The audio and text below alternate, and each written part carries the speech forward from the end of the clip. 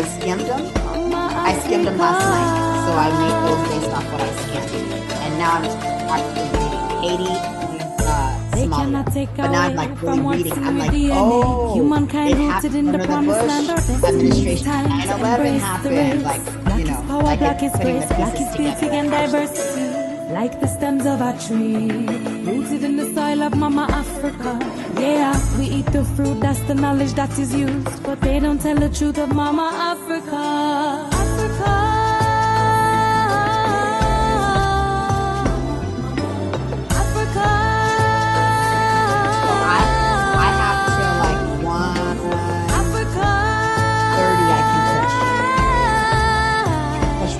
I love you, Africa. We need you, Africa. Yeah, we are not African because we are born in Africa. And then I know you'll probably jump in into we are African because Africa is born in us. We are not African because we are born in Africa. We are African because Africa is born in us. To overstand the land. And Jamari's part is Africa in every child, man and woman. Take the time to overstand the land. How can you reject the place where human life began? Take the time to overstand the land. Africa is part of Jaja plan.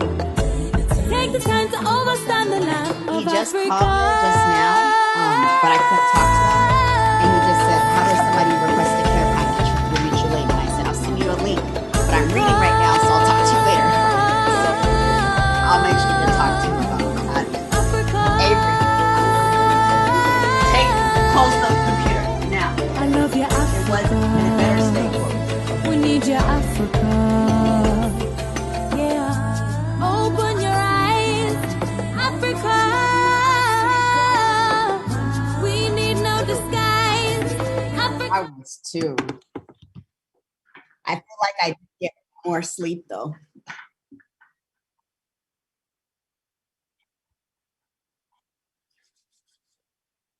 Yeah, I be showing my hands sometime. I be ashy. I need to have lotion right here on my desk.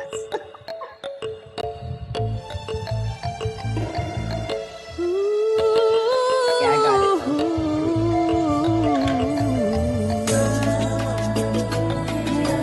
Nice. Oh, what are those dates called?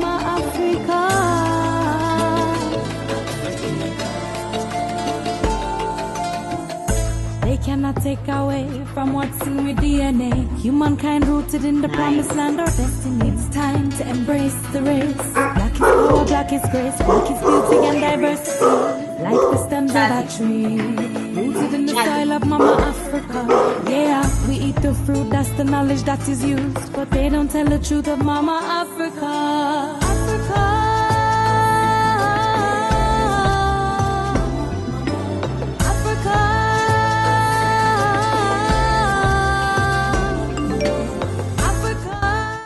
Everybody, thank you so much for joining us. My name is Onyesanu. I am your slightly frazzled host, alongside my comrade Monica. We are both members of the New Mexico chapter of the All-African People's Revolutionary Party. This is our weekly show, Weekly Pan-African News Live. We have been doing this for a year, 1 year, ever since the beginning of the pandemic. This is our program to prevent you news and analysis and political education. Revolutionary Pan-African perspective. We do it every single Thursday at 12 p.m. Mountain Time. Thank y'all so much, our loyal viewers, for joining us all the time. We always start off the show one of two ways. The first thing that we always do is we want to acknowledge that we are on stolen land. We are speaking to y'all from Albuquerque, also known as occupied T1 territory. Albuquerque is colonized by Spain, and Spain came in and committed acts of genocide and brutality against indigenous people, enslaved African people, and conquered this, like stole this land, straight up stole it, and that's how it got this name. But the T1 Nation is the rightful owners of the land that Albuquerque was built on. The T1 Nation is still here. We work with T1 Nation comrades all the time, such as in Pueblo Action Alliance. This is still their land. They are fighting for their land back. And just like we are fighting for our land back in Africa, and we will be getting our land back in Africa, the indigenous people of the Western Hemisphere will get their land back here. So when we say that we are acknowledging we are on stolen land. We are not just like saying things offhand. We understand that it is like a struggle to decolonize. It is a struggle to get the land back, and we have a contribution to make to that struggle here in the Western Hemisphere and all around the world. So land back. The second thing that we always do, I did it in a different order because I am frazzled. So the second thing that we always do is we want to call in an ancestor, revolutionary African ancestor. And the reason why we do that is because we understand that as revolutionary African women, as members of a revolutionary Pan-African organization, that we are standing on the shoulders of giants, that we would not be here speaking to y'all. We would not be here doing this work. We wouldn't even be able to be on the internet or read or go to work every day if not for the contributions and sacrifices of African people that came before us. Every single right that African people have in this raggedy ass country was struggled for, was fought for. Every single right that African people have under capitalism and imperialism was struggled for, was fought for, was sacrificed for. So understanding that, we understand we would not be here without the contributions of our revolutionary African ancestors. And so that's why we honor them. That's how we call them in. We're saying thank you. We're acknowledging them. We're learning from them. So the ancestor we want to call in today is none other than the legendary Harriet Tubman. Harriet Tubman. I am sure you know that name because that, at the very least, that is a person they do not try to erase in the United States, although they tell like the revisionist version of who she was. They kind of like downplay who she was. But yesterday was the anniversary of her passing. Harriet Tubman was famously, they called her like a conductor on the Underground Railroad. But what the Underground Railroad actually was like a guerrilla military project. It was like a campaign where this revolutionary African woman, Harriet Tubman, made repeated incursions into enemy territory. There was a point in U.S. history where Harriet Tubman was like the most wanted person in this nation. And she would go back and forth into hostile territory and help liberate other enslaved African people after she liberated herself. So she was a military mastermind. She was one of the originators of a guerrilla military strategy against the system of chattel slavery in the United States. She is, in fact, one of the greatest military minds the African liberation struggle has ever known. She was also an African woman. She was also disabled because a slave master hit her in the head with an iron, and it gave her seizures for the rest of her life. So she was a disabled woman. She couldn't read, and yet she was able to undertake this extremely complex military campaign to liberate the masses of African people. She gave her life to the struggle for African liberation. She spent her whole life fighting for her people. Even after she had retired from the military work, she opened up a home for African women, for disabled African elders, in order to create a space for a community. So Harriet Tubman is a revolutionary African woman who we want to honor on this day. That's the ancestor we're calling. So the other thing that we always do on the show, someone's messaging me. Let me close that because I feel very distractible today. I feel very distractible. I feel like I'm gonna lose focus. Let me close that. But so today, every week on the show, we do another a specific political education topic. The political education topic we want to talk about today is talking about the transition from Black power as the primary strategy for African liberation to Pan-Africanism as the highest possible expression of Black power. Strong words, strong words. I'm gonna back it up. So I am going to change the view a little bit. Monique is gonna say peace for a second while I bring these slides up, and you will not be able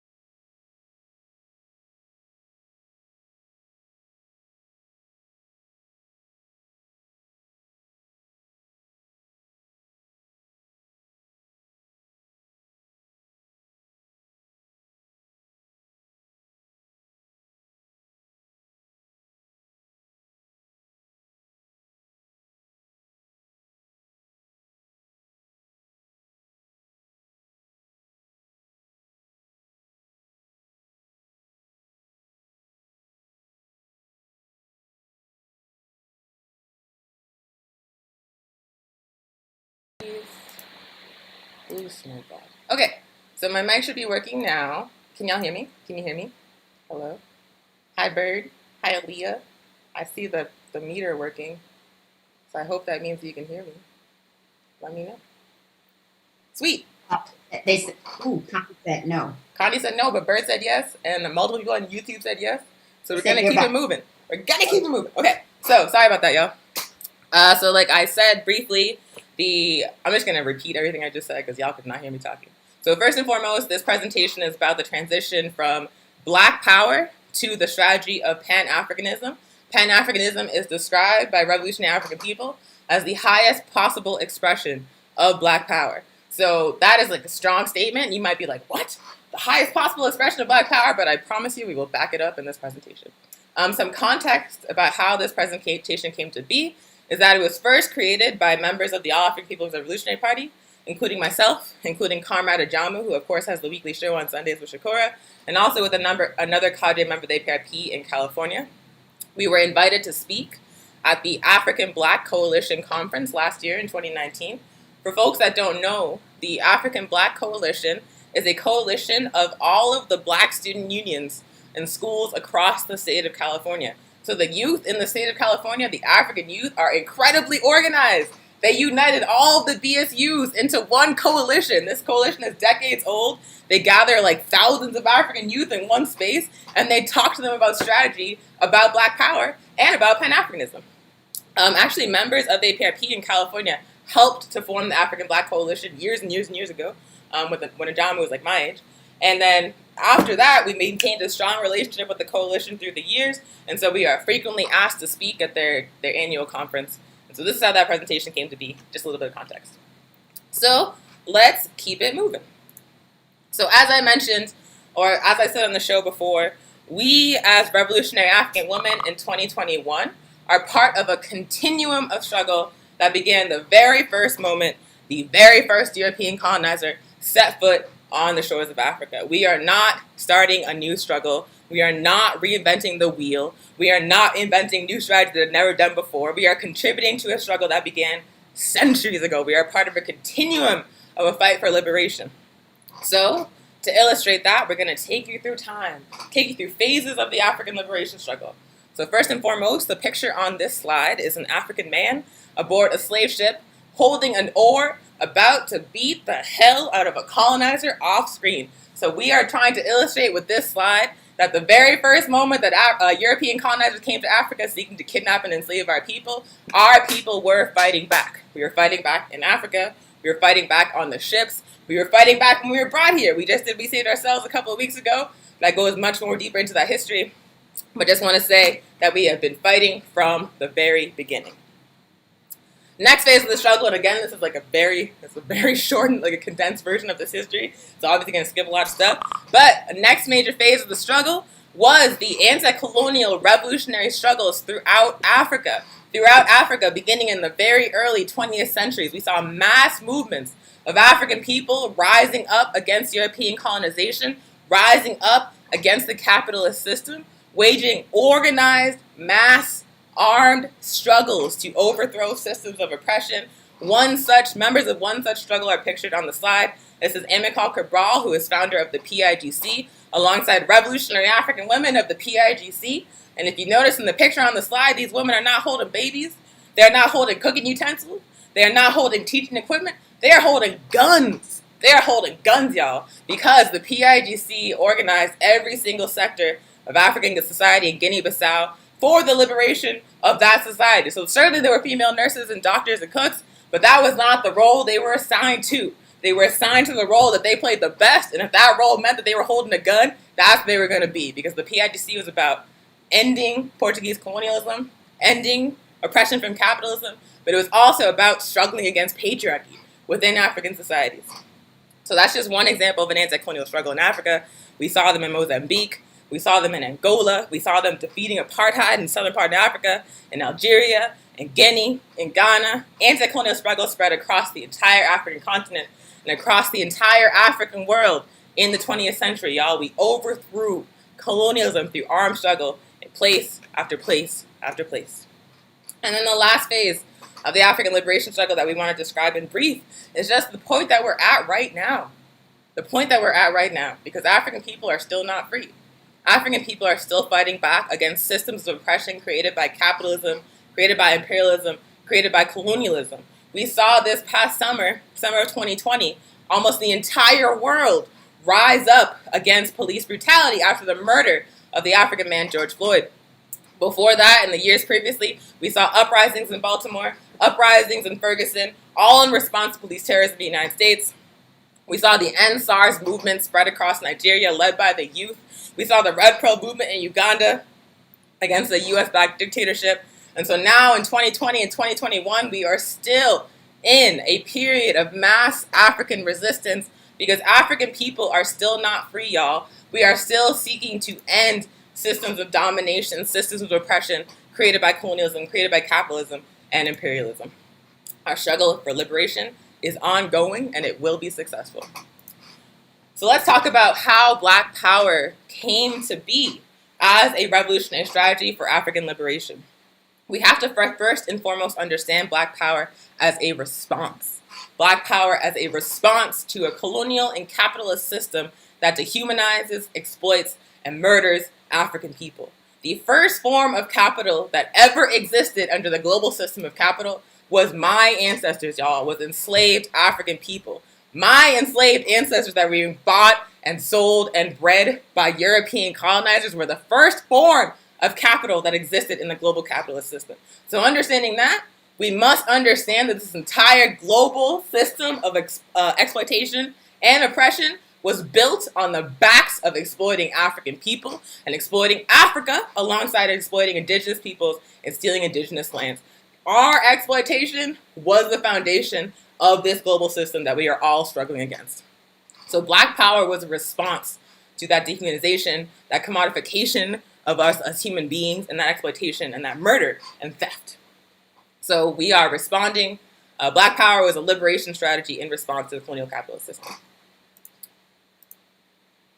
So let's talk a little bit about how the phrase Black Power came to be. It was an intentional strategy deployed by African people organizing for revolution, organizing for liberation, specifically in the U.S. South. Pictured on the slide is Mukasa Ricks at the time. He was known as Willie Ricks. He was a member of the Student Nonviolent Coordinating Committee, or SNCC. So oftentimes people attribute the phrase Black Power to Kwame Ture. Kwame Ture was a founding member of the APRP. He was also a member of the Student Nonviolent Coordinating Committee. But it's important to understand that SNCC was an organization. SNCC was like a network of people working together. So the way that Black Power came to be is that Mukasa Ricks came up with the actual term. And then Kwame Ture's role in SNCC was to go ahead of the march and agitate people and get them ready for the SNCC organizers to come. And so Mukasa Ricks and Kwame Ture were like, we got to popularize the phrase Black Power. And so Kwame Ture went ahead of the march. And the march was the March Against Fear in Mississippi that occurred in June 1962. A man named James Meredith, who was the first man to desegregate the University of Mississippi, was shot during a protest. And so SNCC organized a march to let folks know, let the African people know in Mississippi that they should not be afraid, that they still continue to organize for liberation, still continue to organize for the vote. And so this march was going through Mississippi. It was going from town to town. They were agitating people. Mukasa Ricks coined the term Black Power. Kwame Ture went ahead to try to mobilize people around this phrase. The people were ready for the phrase Black Power.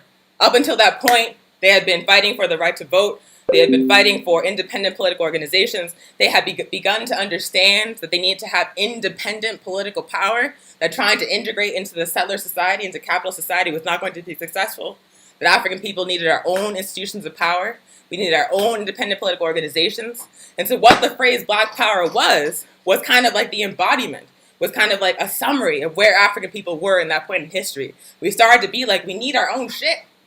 We can't depend on the settler state. We cannot depend on the capitalist state. We need our own independent political power to control our destiny. And so Black Power is just like the phrase of that particular moment. It reflected where African people were.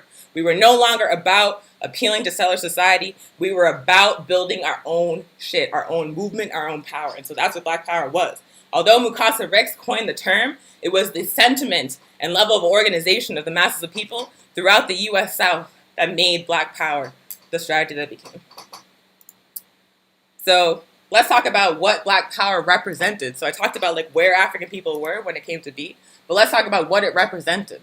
Black Power was an idea that spread well beyond the U.S. South. It spread across the African world, because what it was saying is that we as African people are united as one people trying to build power, united as one nation. It's saying that rather than appealing to the system oppressing us, we have the right to decide our own destiny. We have the right to decide our own future. We have the right to control our own communities. We have the right to self-determination.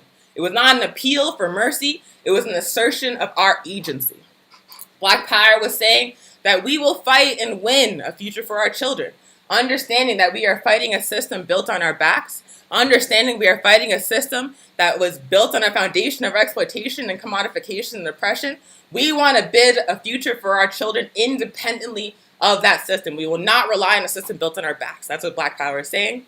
It's saying that we are going to reclaim our dignity and our humanity. Like, think about what the process of slavery and the process of colonization did to African people, did to our sense of self. When you talk about slavery in African people's spaces, oftentimes the overwhelming feeling is like one of shame, because we were literally bought and sold. We were literally bred like livestock. We were literally told that we are inferior, that we are uncivilized, that we are stupid. All of these lies that were spread across the world to justify what was being done to us, we have internalized. And so what Black Power was doing was saying, no, we are a mighty people. We can decide our own destiny. We can build a better future for ourselves. We can do that on our own. We don't have to depend on the system exploiting us. So it's absolutely not just a strategy for liberation, but also a strategy to reclaim our dignity, to reclaim our sense of being human beings, that because we have been told by a system for so long that we weren't. It's also about avenging our people and avenging our ancestors. And what I mean by that is what I just described. We went through this process of deep oppression. We went through this process of exploitation and dehumanization. We went through this process where our people had to sacrifice and struggle and suffer because we were being exploited by this system. And so a debt is owed, y'all. A debt is owed. These people built this system on our backs. We have the right to take revenge. While we liberate ourselves, we have the right to fight back against this system and destroy it. And in that destruction, avenge what has been done to us. So it's about reclaiming our humanity and our dignity, but it's also about paying back these oppressors for what they have done to our people and done to our land. We want to avenge our people. We want to avenge our ancestors.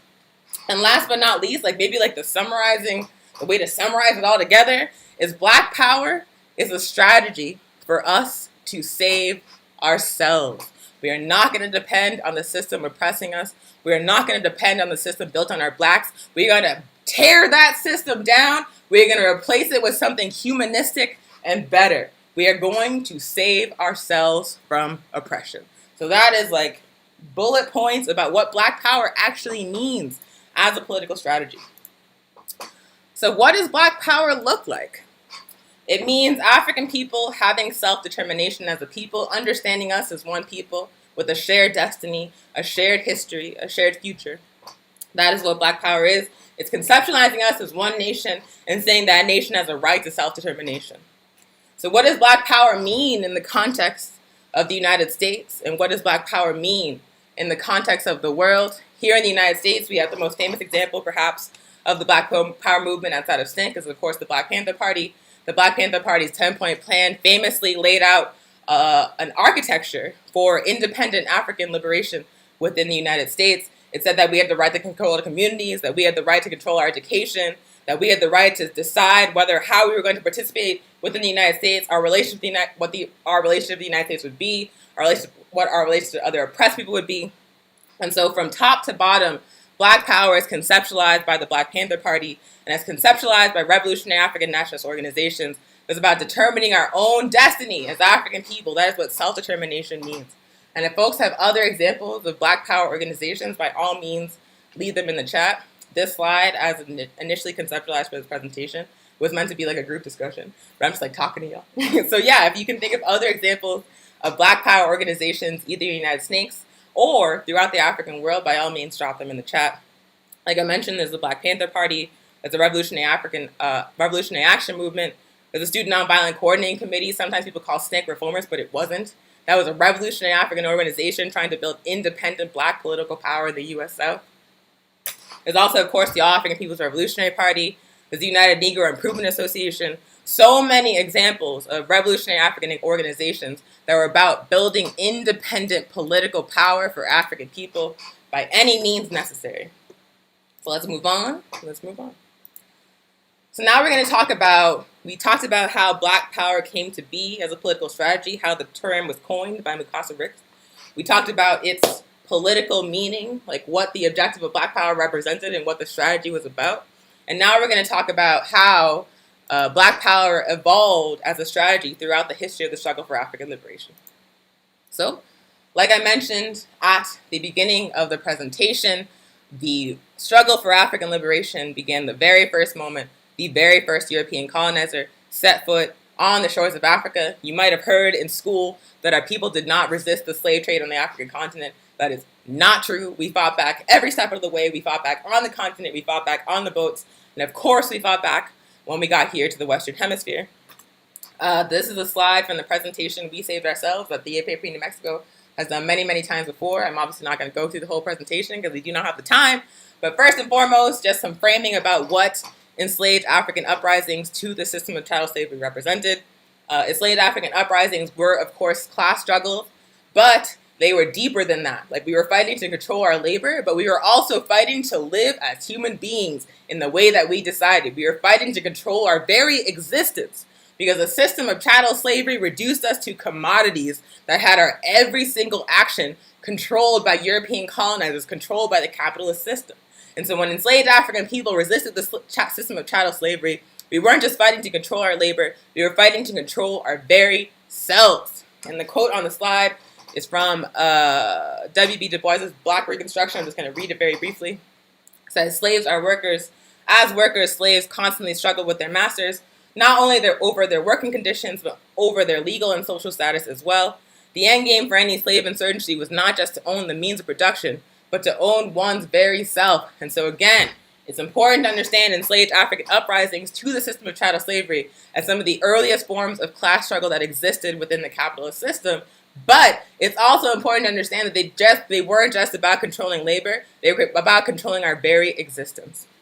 Picture on the slide is an artist's depiction of Carlotta, the heroine of Cuba. Carlotta was an enslaved African woman that, alongside a trio of African leaders, led a series of enslaved African uprisings to the system of chattel slavery in Cuba. Carlotta is just one of many hundreds, perhaps thousands, of African women who were just like her, who led enslaved African uprisings, who resisted the system of slavery. Again, I just want to reiterate, there was never a point in the entire transatlantic slave trade that our people were not fighting back. All genders, all ages, all abilities, like Sister Harriet Tubman, who was disabled, all African people, all kinds of African people resisting the slave trade every single step of the way. Never, ever, ever believe it if someone tells you that we did not fight back. If someone tells you that we just let that shit happen. We never did. We always fought back. And again, that is like one of the earliest, we're talking about how Black power was about building independent African political power. We're talking about how the strategy of Black power is about centering African self-determination, centering our belief of ourselves as one nation. And so this is one of the earliest iterations of that particular strategy, of saying that we are not going to try to find a better way within the system of slavery. We're going to struggle against that system with everything we have. We're going to assert ourselves as a people with a shared destiny. Like, this is one of the earliest expressions of what became the strategy of Black power. Next, as the struggle against the system of slavery developed, we saw it become more and more advanced. We saw what African people were able to accomplish in their resistance to the slave trade become more and more complex and more significant. And so one of the examples, or there are many, many examples of this, but one of the most famous examples of a very complex strategy for liberation against the system of slavery was, of course, the Haitian Revolution. And the reason why the Haitian Revolution was significant, well, it's significant for a lot of reasons. They defeated Napoleon's army, and they defeated the British and the Spanish. They were able to liberate themselves while being drastically outnumbered and drastically outgunned because they were so committed to liberation. But what the Africans in Haiti were seeking to do was not just to liberate themselves from slavery, but to form a new African nation. Again, going back to the concept of black power and about building independent political power for African people, and about building self-determination for African people, what the Haitian Revolution was doing with the objective of building a new African nation was trying to heighten the political expression of that strategy, was saying that we do not accept ruling from capitalist society, from settler colonial society, from colonizer society. No, we are going to build Africa's all over the Western Hemisphere because they don't want to live under y'all's colonizer rule. We want to live the African way. That is what those Africans were fighting for. Not just the end of slavery, but the right to exist as they wanted to. And Haiti is just one example of African people seeking to form new African nations in the Western Hemisphere as they were resisting the system of chattel slavery. There was also, of course, Denmark Vesey's conspiracy in South Carolina, Gabriel Prosper's conspiracy in Virginia, but there were many, many, many cases of African people resisting slavery, seeking to form new African nations. Like that's what maroon colonies were, for example, in Jamaica and in Honduras and in Florida. But many, many, many times, they weren't just seeking to destroy slavery, they were seeking to form new nations, independent African political power. So skipping ahead quite a bit, we want to talk about how the struggle for civil rights in the United States began to become a struggle for national liberation. Civil rights, we are taught that the struggle for African liberation in the United States was mostly focused on becoming more accepted within U.S. settler colonial capitalist society. Like that is how we are taught about the work of people like Martin Luther King, about the work of organizations like the Southern Christian Leadership Conference, and about the general thrust of the civil rights movement in the United States. And so the easiest way to understand civil rights is about like just reforming the existing settler colonial and capitalist system. It's about better integrating African and colonized peoples into the colonial capitalist system. It's about equal rights within the framework of that inherently oppressive system. And so while civil rights made very, very important strides in terms of our rights within the society, it's also important to understand there's like a hard limit to what you can achieve when your ultimate objective is assimilation into an oppressive system. And so African people, the way that Kwame Ture puts it, is that to like sit at the lunch counter, to be able to read a book, to be able to like take the bus like everybody else, we had to like struggle and fight and sacrifice and bleed and die. To be able to get the same basic rights that on paper everybody in the United States is supposed to get, African people had to suffer terribly and organize on a massive level in order to achieve the bare minimum. And so that's what the civil rights movement was about. But it's also important to understand that the struggle for civil rights and the struggle around like voting, for example, were part of a larger struggle that existed outside of the U.S. capitalist system. National liberation, in contrast to struggles for civil rights, is about, again, building independent political power to ultimately break with the inherently oppressive colonial and capitalist system. Civil rights are about integrating into that system. National liberation is about saying that we want to exist the way we want to live, independently of your exploitative shit. And so now let's talk about Black Power to Pan-Africanism. How did we get from the earliest iterations of Black Power, the expressions of Black Power within the civil rights movement in the early 20th century, to the strategy of Pan-Africanism? So some OG Pan-African history is, of course, the United Negro Improvement Association, formed by Marcus Garvey and his two wives, Amy Jacks Garvey and the other Amy Garvey, whose middle name I forget. But the United Negro Improvement Association was a Pan-African organization. It was an African organization, the largest that has ever existed still to this day, that had chapters throughout the African world. So it had chapters all over the United States, it had chapters in the Caribbean, it had chapters in Africa itself, it had chapters in Europe, and every single member of the UNIA was an African person. And so although I believe that Marcus Garvey himself never used the term Pan-African, the UNIA itself and the strategy that he was pushing was without question, was a Pan-African political strategy, because it was seeking to unite people of African descent all around the world under the common identity of African and under a common shared strategy for liberation. So the UNIA is one of the, still to this day, one of the largest African organization that's ever existed, one of the most significant African organizations that's ever existed, that was also Pan-African. And so thanks to the work of Marcus Garvey and revolutionary African people from the Caribbean who were seeking to develop this strategy of Pan-Africanism in its earliest forms, we saw the organization of a series of Pan-African Congresses. The first couple of Pan-African Congresses were in Europe, I believe, like the first four. And they were organized by people like W.B. Du Bois, who famously had like a feud with Marcus Garvey that we don't have to like take aside. But W.B. Du Bois, alongside other members of the African diaspora, organized this series of Pan-African Congresses, and the entire framing of these Congresses was that African people all around the world were oppressed. African people all around the world, whether we are in the continent of the United States or Europe or the Caribbean, were exploited. African people all around the world were poor, and that we, having the shared condition of oppression, the shared condition of exploitation, need to develop a shared strategy for liberation. And so the first few Pan-African Congresses were hosted in the diaspora, mostly organized by diaspora members, but they were still seeking to unite African people all around the world, including in Africa. At first, their demands were all about seeking to have the capitalist imperialist system recognize us and treat us better. They were like, you should be nicer to us. You should allow us to control our labor. You should allow us to unionize. They were making anti-colonial demands, but they were making those demands to the colonial system. And so that means that the Congresses at first were anti-colonial in essence, but they were making what commentary called weak demands.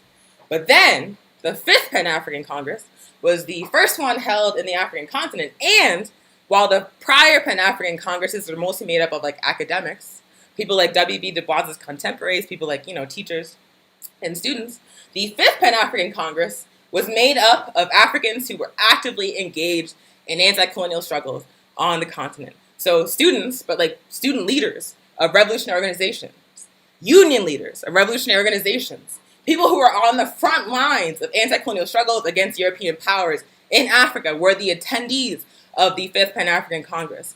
And because the base of that fifth Pan-African Congress shifted from academia and the petty bourgeois to the poor and working class, we saw the emergence of demands at that Congress that were much more militant. They weren't seeking to appeal to the colonial system to treat us better. Instead, they said, we are going to organize, we are going to overthrow your power, and we are going to build independent African political movements and independent African organizations and nations. They were saying, we are not asking anymore for our liberation. We are going to organize and take our liberation. And so we saw at the fifth Pan-African Congress, the class orientation of Pan-Africanism move from the petty bourgeois, the revolutionary petty bourgeois, to the masses of poor and working class African peoples. And that is where the modern expression of Pan-Africanism was born. A mass, working class, anti-colonial, and militant orientation for Pan-Africanism was born at that fifth Pan-African Congress after being developed through the years by organizations like the UNIA and by the first series of Pan-African Congresses, the first four. And so this is why we say Pan-Africanism is the highest possible expression of Black power. Because what happened at these Pan-African Congresses, what happened with the UNIA is the development of a political strategy that united all Black peoples, all African peoples, around a revolutionary strategy for liberation. It is saying that instead of appealing to a system, again, that was built on our backs, we are instead building independent mass political movements that are going to wage a revolutionary strategy for our liberation. The highest possible expression of Black power is independent African revolutionary political movements. So, like I mentioned, the fifth Pan-African Congresses, or the Pan-African Congresses that were organized, were initially held in the diaspora. Pan-Africanism as a political idea was born in the diaspora with people like Marcus Garvey, with people like George Padmore, with people like W.B. Du Bois. But we saw, even though it was born in the diaspora, it was spread across the African world, including in Africa itself. And as soon as it united with revolutionary African movements on the continent that were fighting colonialism, we see it developed into a weapon for African liberation. And so the fifth Pan-African Congress defined the political objective of Pan-Africanism as one unified socialist Africa, building a unified and liberated African continent to serve as the revolutionary base for the African liberation struggle. So that was the presentation. we want to say that the movement for Pan-Africanism has always had as its basis the mass political organization of the masses of African people. We understand that African people, no matter where we exist in the world, are oppressed. African people, no matter where we exist in the world, are exploited. We have the same conditions no matter where we exist in the world if we are poor working class Africans, which means that our fate, our destiny must be found in mass revolutionary organization, which means that every single African person that can hear my voice needs to be active in a political organization fighting to build independent African political power. We are facing an extremely organized enemy in the system of capitalism and imperialism, and that means it's going to take superior organization to defeat that enemy. We cannot hope to be successful as an oppressed people unless we are organized to defeat our oppression. So obviously, to build Pan-Africanism, we must be organized. If you are an African person watching this show and you are not active in a political organization, we welcome you. In the All African People's Revolutionary Party, we are always recruiting y'all. We are always trying to build this organization. We are a transnational political organization based in Africa with chapters throughout the African world. I'm speaking to y'all to New Mexico. I joined the APRP in Oregon. There are chapters in Canada. There are chapters in Europe. There are chapters in the Caribbean. Soon there will be chapters in Central America if I have anything to do with that shit. And so we encourage you, if you are an African person watching this show and you are not active in a political organization, please consider the African People's Revolutionary Party. Please consider joining the movement to build revolutionary Pan-Africanism. Of course, if you are listening to me talk and you're like, this is too radical, it's too out there, arm struggle, what? Feel like I'm not into this, find another organization that's fighting the way that you think the fight should be fought. But either way, even if the APRP is too radical, find the organization that works for you. If there's an organization that works for you, start that organization, y'all. Like, there's no excuse whatsoever to not be active in an organization fighting for the liberation of African people, fighting to build this independent political power. Like I said, we are fighting the most organized enemy on the face of the planet in this capitalist system, and so we must be organized to take it out. If no organization you want to see doesn't exist, if you don't want to join the APRP, then you have the freedom to create your own organization. Create the organization you want to see in the world. And just to drive the point home, this quote from commentary I love, it is the level of organization of the oppressed masses that will decide if we see victory. We are never, ever, ever going to realize our liberation if we are disorganized. It is a level of organization that is going to decide if we are going to be successful in the struggle to liberate ourselves and liberate our home from this system. So please, if you can hear me and you're not in an organization, join an organization. And I think the next slide is like, yeah, questions. So let's end it there. Let's bring back the main view. And I don't know if Monica can hear me, but Monica, if you can hear me, come back. Hello. So that was Black Power to Pan-Africanism. I don't know how long that took. Was it like 30 minutes? Okay. So yeah, if y'all have any thoughts about anything that you saw, anything you learned today, anything that you don't agree with, by all means, put them in the chat. And let's have a conversation. And if you don't have any thoughts, we can do it. What are y'all saying? Monica says, Pan-Africanism is the highest form of Black power. It's about collectivism, building political power. Absolutely, Monica. Like, the way that we're taught to think about African liberation is to think about, like, individual figures. Like, they always talk about, like, the first Black. Actually, someone wrote a really good poem on Hood Communist about the first Black. Two Black wrote that. But they always talk about, like, the first African person to make it to a position of power within the system. And they have us aspire to being that person, so that we can think about African liberation as like an individual process. Like, if I make it as one person, then somehow African people are being advanced. But what revolutionary Pan-Africanism pushes us to do is think about African liberation as a collective process. Say that like just one of us making it means nothing if all the rest of us aren't free. So absolutely, revolutionary Pan-Africanism is about collectivism and building independence. One thought that I have is about that article. I would definitely want to read it, about what was written in Hood Communism, is like individualism is part of white supremacy culture, and always doing the first this, the first this, the first this, like you were saying, is like conditioning us to strive, right, for those things. And so I wonder, even with the term African, you know, how we're able to see all of us, like if you're part of Africa, have African descent, how we're all African. And so like, how do we like deconstruct all of that individualism thinking so we can see like We are a collective, and we move like that. Like in us, like I'm connected, like even growing up as a kid, like you see, feel, and connected to all your people that you see. So it's always in us anyway. It's there, right? And so, like, how do we pull that out and unpack individualism to see, like, that is my that is my comrade, that is my relative, that is my family, you know, regardless. So I'm just wondering, like how do we do that? How do we get our people to unpack that?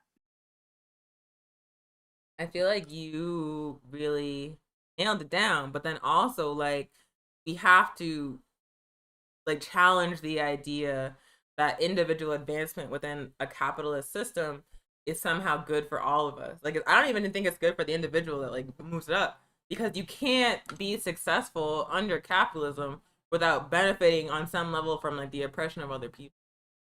And so if you understand that, and then you look at someone like, say, like Kamala Harris, like first African woman vice president of the United States, like some people look at that and be like, oh, that's a win for all of us. But if you understand what the position of the vice president of the United States is about, which is about maintaining like the extremely violent political power of the United States as an empire, then you understand that an African person making it to that position is not good for anybody. I feel like we have to challenge the idea that it's acceptable to, for individual success be built on a basis of oppressing other people.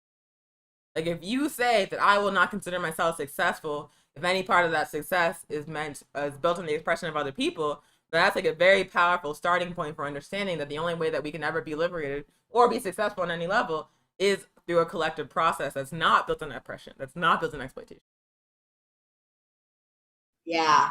And the other thing I think about when you're sharing that is people are content, like nothing will ever change. It's not going to change. Well, we have examples. Look at the Haitian Revolution. They were outnumbered, outgunned, and they handled business because their goal was about liberating our people. 3 freaking military, France, Spanish, and Britain, right? Troops after troops after troops. But like when for us to like know that, like we have the power to overthrow this system only through what somebody put in the comments, like superior, like mass organizing. So like it's possible, y'all. And I love, because people, when you talk about revolution, one of the most common responses you get is like, there's no possible way you can win. Like the enemy's too powerful, the U.S. empire is too powerful, so we shouldn't even try. We'll immediately lose. But yeah, if you look at Haiti and taking on like 3 major imperialist powers at the time, if you look at the Jamaican Maroons, if you look at even in modern times, like Guinea-Bissau or Guinea-Bissau, the PIGC was fighting not just Portugal, but all of NATO, the entire North Atlantic Treaty Organizations, which was like a coalition of the United States and European countries. They were fighting like a major part of the Western military apparatus, and they won. Same thing in Vietnam. They were fighting the French and the United States. Same thing, like every revolutionary struggle that has happened throughout history against the capitalist system has been waged by people who were drastically outgunned and in many cases drastically outnumbered. Like if you were look at the odds based on like numbers and technology and resources, you would say there was like no chance that people could have won. But what those stories show is that if we are organized, and if we are committed to our liberation, we can take out much stronger enemies. And so whenever someone says it to me, whenever someone's like, oh, the enemy is too powerful, there's no point to trying to fight, I always think about Haiti. I always think about Cuba. I always think about Angola, about Vietnam, about Mozambique. I was like, that's not true. You're just scared. Just say you're scared. That's real. That's real. Let's see. Ali says, superior organization will always win. Gaia says, I just always appreciate the way you share the information you share, as I never knew any of it before. I always enjoy and respect when you speak. Thank you. We appreciate you. And then Bird says, I would love an episode just talking about Haiti. We should do that. Yeah. We should. Because, first of all, the Haitian Revolution is an extremely inspiring story of, again, a drastically outgunned and outnumbered people winning their liberation against a much more powerful enemy. But the history of the relationship of Haiti to the United States will make you want to burn down this country. And the United States is continuing to oppress and exploit Haiti to this day. We're trying to talk about it on the show, but it's like it's very revealing. The relationship between Haiti and the United States and Haiti and Europe is very revealing, and it says a lot about the fundamental nature of the relationship of African people to the capitalist system. So I definitely support an all Haiti episode. We should get that on the schedule. But any other thoughts on the PE topic, Monica, before we keep it moving? No, man, I learned a lot. So yeah, thank you for that. Ooh, so I think the next part's you, so I'll pass it to you. Yes, so thank you, Comrade. We're going to talk about some Albuquerque update. And so in Albuquerque, what we have been seeing is continue being in a police state.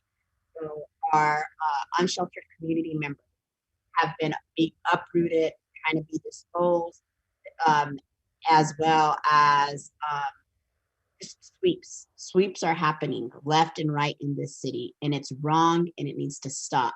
The city of Albuquerque and APD, they need to stop. Not only is it against CDC orders, it's inhumane, right? It's inhumane, but what would we expect? What would we expect from the number one most violent police force in this country, Albuquerque Police Department, to treat people with humanity?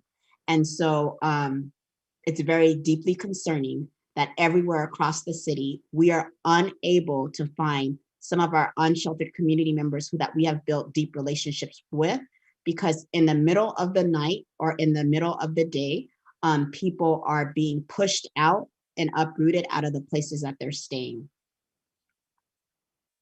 Where do they have to go?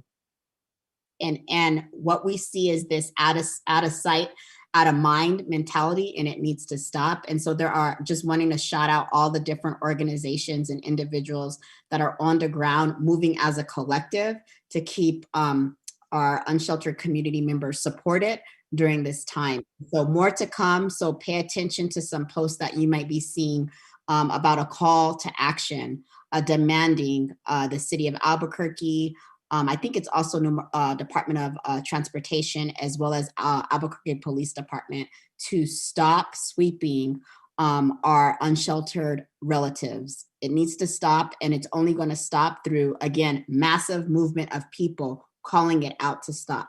Massive people knowing what's happening in our city. That should not be happening. On top of the APD getting a $30 million raise, right, in the middle of a pandemic. So lots more to come. Shout out to all the organizations that are out there organizing as a collective to provide support for our community members. The other update we have, I don't know, Onyesawu, if you want to add anything to that. Nope, you'd explained it very, very well. Is what just happened recently. So the public education department here in New Mexico put out a mandate that schools can be started at 100% starting April 5th. So what that means is teachers are being required to go back. We don't know what this is going to look like at schools, and families have the option to stay in virtual learning.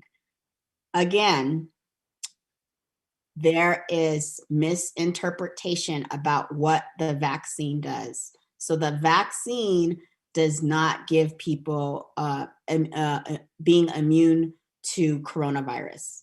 So we do see now in the next couple of weeks, teachers are being pushed to the front line to get vaccines. But we also know there has been tons of outbreaks at schools, not just here in Albuquerque, but across the state, where there has been outbreaks of coronavirus, and that's with only adults in the building. And so this is not on the foundation of a public health model. The decision that's happening is being aligned to the Biden administration to open the economy for people to get back to work. When Trump said it, people had an issue with it. When Biden says it, no one's saying anything. So basically, our teachers, their families, our children, their families are being tossed away as sacrifices to the pandemic. It is deeply saddened that this is happening. And I don't, what are people's thoughts about it? What are you all thinking? I've been seeing a lot of teachers post. I'm in a couple of teacher groups, and I've been seeing like so much concernings happening. People are saying schools aren't ready. people are saying this week they had a positive testing of coronavirus of teachers in their own school. Just wondering, what are your thoughts and concerns about this new mandate that happened after APS already made a decision, after schools already had their own autonomy to make the decision of going back or not going back. So it was going to continue to be to be virtual learning unless we were at green. So just wondering folks' thoughts. As a parent, my thought is hell no to the no, no, no. I'm cool with taking my son to like a garden class outside, but he will not be in a building where he can catch coronavirus and he can bring that home or take that to my elderly auntie, right? A lot of our families are multi-generational homes. So wanting to know people's thoughts. You could post them in the comments. Max, so Bird put a burning cop car. She put fire emoji, cop car, fire emoji. Like it. And then Max says, I'm concerned about the push for quote unquote back to normal. We don't need to go backward. We need to show how this pandemic exposed that normal was always terrible and pushed to something else. Then Ali adds, time to move classrooms. Yeah. Yeah. Thank you all so much for sharing your thoughts. Yeah. So many thoughts, right? So many thoughts that are running through lots of folks' heads, about this pandemic. And again, this decision that's all based in economic injustice and goes to show, again, it's the same system, two different wings. So the Republican Party says F you, the Democratic Party says F you, and that's what it is. I mean, it's a huge magnifying glass. I hope people can really see this now, that the system would rather sacrifice more lives, even though over 510,000 people have unfortunately died in this pandemic. Like, people who are being impacted the most are Indigenous, African, and Chicano people who are dying. And 75% of the children who have died to coronavirus are also students of color. So I know people have hard decisions to make about their children going back, their children not going back. Reach out to a friend. Don't feel like you have to make that decision by yourself. We're a village, we're a community, and having those conversations. The next update that we want to talk about is World Geo. So what's important is that we always connect what's happening in this country to Africans, to other countries, right? Other countries, we want to see our struggles as connected. We want to organize together because we want to liberate all of our people, right? Not just have liberation in one area. So in Somalia, I've learned a lot. I learned a lot of what's happening. I thank Hood Communists and Black Alliance for Peace for educating me in some of these topics that I'm just learning about. So in Somalia, over 20 years ago, during the Bush administration, when 9/11 happened, there was this global response of violence and destruction to people who were Islamic. And this also happened in Somalia. And so you have to think about any time the US empire is at war with another country, it's about control and stealing wealth, always, right? So what's happening when this country is at war with someone else, what's going on? So it started under the Bush administration, and also AFRICOM was doing drone strikes under the Obama administration in Somalia. So that killed over 2,600 Somalians in drone strikes that have never stopped, that continued during the Trump administration, as well as during the Biden administration. And because, our people are always fighting back, no matter where they are, in 2005, the Islamic Courts Union, they formed a coalition of 13 different groups, and they came together to overthrow the warlords in the U.S. empire, because the U.S. empire is putting warlords there. And it created so much violence in Somalia that it disrupted the economics of Somalia, as well as the food. And there was tremendous famine that killed over 250,000 Somalians during 2010 to 2012. And all of this is embedded in imperialism. And of course, there's oil, right? There's oil, petroleum there in the area. So the US empire, Europe, and Cuba, they're always searching for petroleum on the coast of Somalia, and always trying to get that political power and control of like the shipping lanes and the areas there, as well as like having militarization in that space. So like, again, more occupation. And that's what we see under imperialism. So because of this continued destruction that's happened with this country, over 200,000 people have been displaced from their home because of the violence and the war that is happening there. And recently in 2020, almost 300,000 people have been displaced, right? And so think about when people are refugees, most countries where there's refugees, it's because of this country and other European countries, the war and the attacks that are happening. So think about 300,000 people being displaced for their homes and living in war, all because of control. And so you will read what is it called? Articles on their news saying Biden's not doing drone strikes. Yes, Biden is. The Biden administration is doing drone strikes, right? And so on Somalia. And so when this country claims Black Lives Matter, what does that even mean? Like, it's hypocrisy. Like, African lives matter everywhere, no matter where we're at. And doing drone strikes, killing our people, is showing that their lives don't matter. And other news also in Haiti about what's going on. So not only were Haitians deported, the Biden administration is supporting right now a dictator that's been there for the last 4 years, who was supposed to get out of office, right, in February, and won illegally.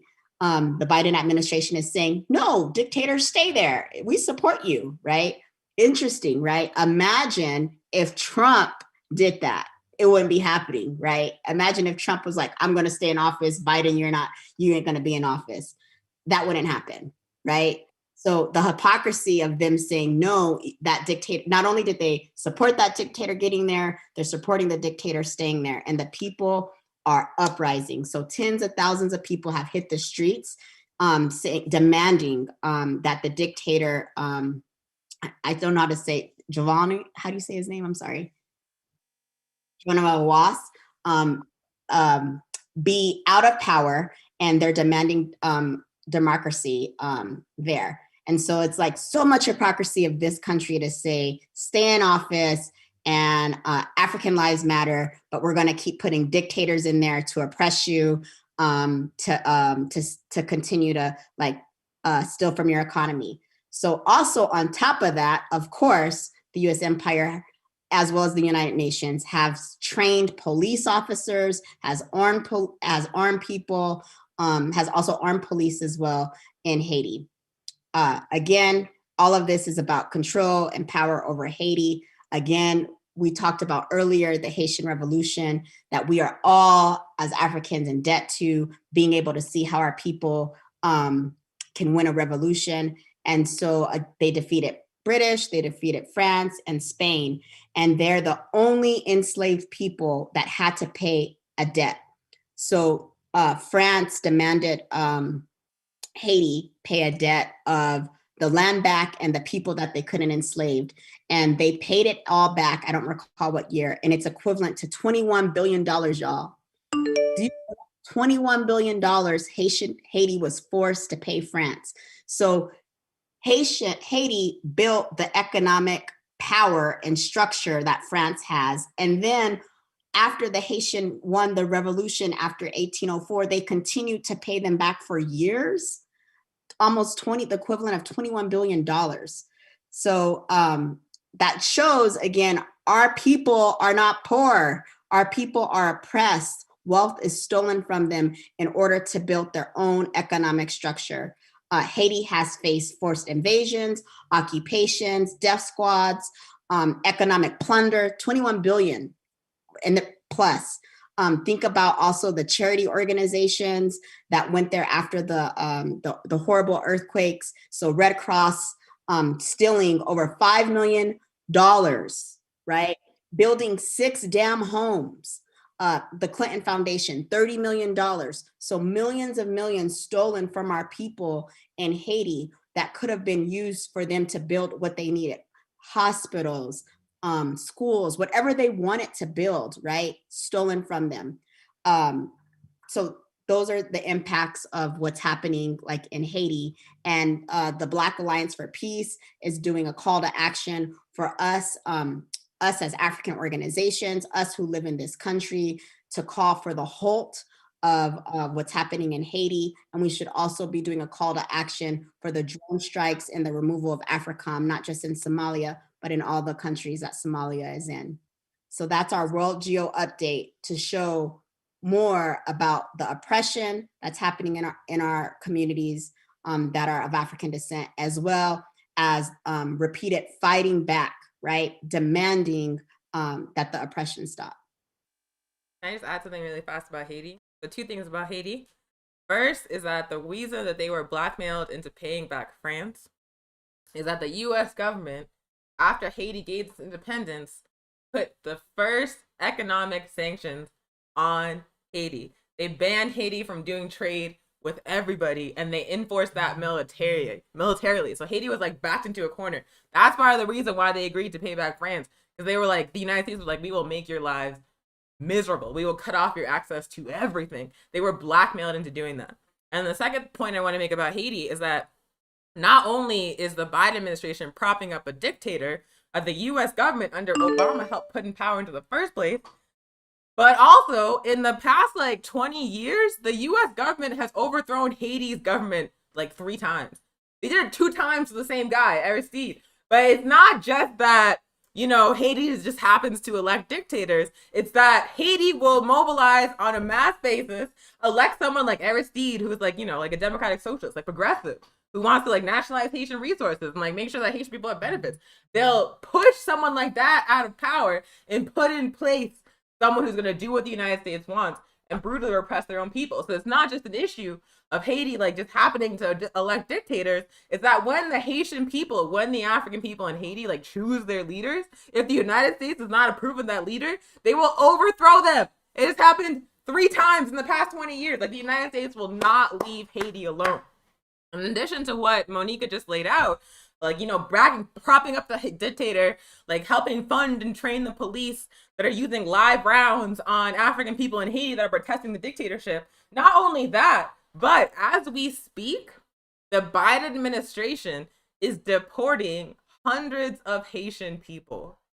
They are storing them, like housing them in ICE facilities where COVID is spreading out of control, where people are being denied access to medical care on a basic level, can't get tested, never mind a vaccine. Those people are not getting the vaccine, not even getting medical treatment in like deplorable conditions. And then after the virus is spread out of control, after these people catch COVID, they're putting them on planes and shipping them back to Haiti, where this dictator is backed by the United States and is killing Haitian people. So the United States, like on every level, is like fucking with Haiti. Oh.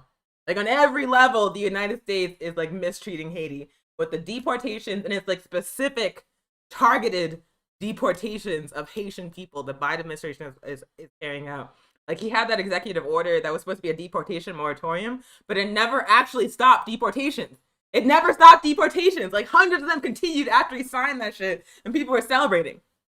And on top of that, it is intentionally and specifically targeting Haitian people and also other African immigrants from the continent. Like I saw someone saying like, you know, well, Biden, Biden's bad and this is really messed up, but at least they're not doing like what Stephen Miller used to do, where they would specifically target a nationality. But that's not true. Stephen Miller targeted like Salvadoran people.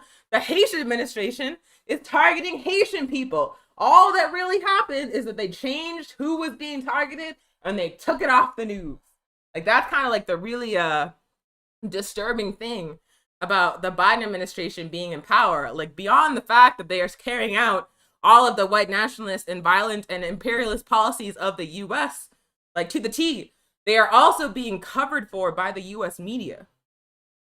The US media is like intentionally framing it as a positive way. Like Monica mentioned, the story came out in Business Insider that said the Biden administration had committed no drone strikes.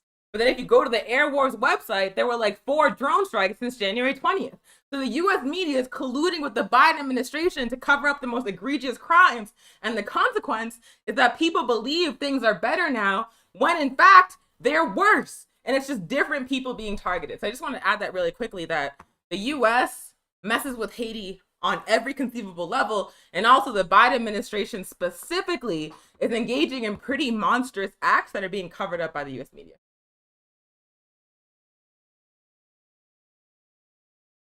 Thank you, Anya Sawu, for dropping more context and sharing like more history as well as current events of what's happening under the Biden administration. That's trash. We are in the area of closing.